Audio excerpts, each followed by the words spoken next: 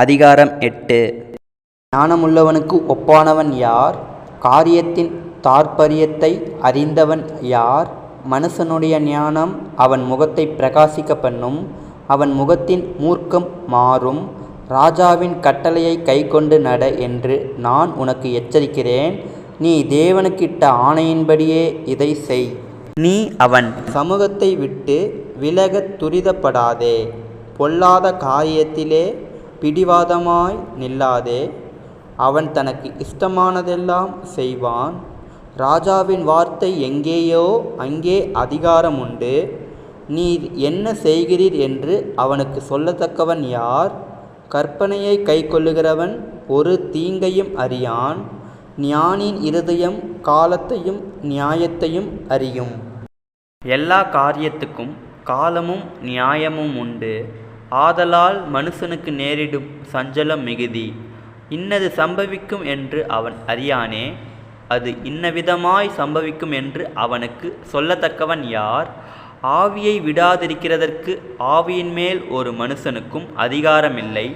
மரண நாளின் மேலும் அவனுக்கு அதிகாரமில்லை. அந்த போருக்கு நீங்கி போவதும் இல்லை. துன்மார்க்கரை துன்மார்க்கம் விடுவிக்கவும் மாட்டாது. இவை எல்லாவற்றையும் நான் பார்த்து சூரியனுக்கு கீழே செய்யப்படும் எல்லா கிரியைகளையும் சிந்தித்தேன்.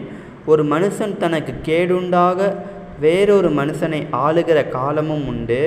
பரிசுத்த ஸ்தலத்துக்கு போக்குவரவு செய்த துன்மார்க்கர் அடக்கம் பண்ணப்பட்டதை கண்டேன்.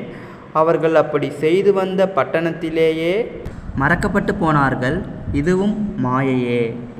துக்கிரியைக்கு தக்க தண்டனை சீக்கிரமாய் நடவாதபடியால் மனுபுத்திரரின் இருதயம் பொல்லாப்பை செய்ய அவர்களுக்குள்ளே துணிகரம் கொண்டிருக்கிறது. பாவி 100 தரம் பொல்லாப்பை செய்து நீடித்து வாழ்ந்தாலும் என்ன? தேவனுக்கு அஞ்சி அவருக்கு முன்பாக பயந்திருப்பவர்களே நன்றாயிருப்பார்கள் என்று அறிந்திருக்கிறேன். துன்மார்க்கனோ நன்றாயிருப்பதில்லை. அவன் தேவனுக்கு முன்பாக பயப்படாதிருக்கிறபடியால் நிழலை போல் இருக்கிற அவனுடைய வாழ்நாள் நீடித்திருப்பதும் இல்லை. பூமியின் மேல் நடக்கிற வேறொரு மாயையான காரியமும் உண்டு. அதாவது துன்மார்க்கரின் கிரியைக்கு வருவது போல நீதிமான்களுக்கும் வரும். நீதிமான்களின் கிரியைக்கு வருவது போல துன்மார்க்கருக்கும் வரும். இதுவும் மாயை என்றேன். ஆகையால் நான் களிப்பை புகழ்ந்தேன். புசிப்பதும் குடிப்பதும் மகிழ்வதுமேயல்லாமல் சூரியனுக்கு கீழே மனுஷனுக்கு வேறொரு நன்மையும் இல்லை. சூரியனுக்கு கீழே தேவன் அவனுக்கு தந்த ஜீவ காலத்தில் அவன் பிரயாசத்தினால் அவனுக்கு நிலைக்கும் பலன் இதுவே.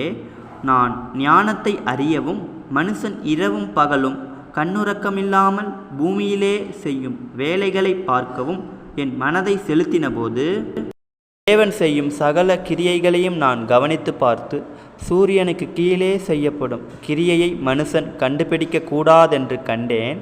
அதை அறியும்படி மனுஷன் பிரயாசப்பட்டாலும் அறிய மாட்டான். அதை அறியலாம் என்று ஞானி எண்ணினாலும் அவனும் அதை அறிந்து கொள்ள மாட்டான்.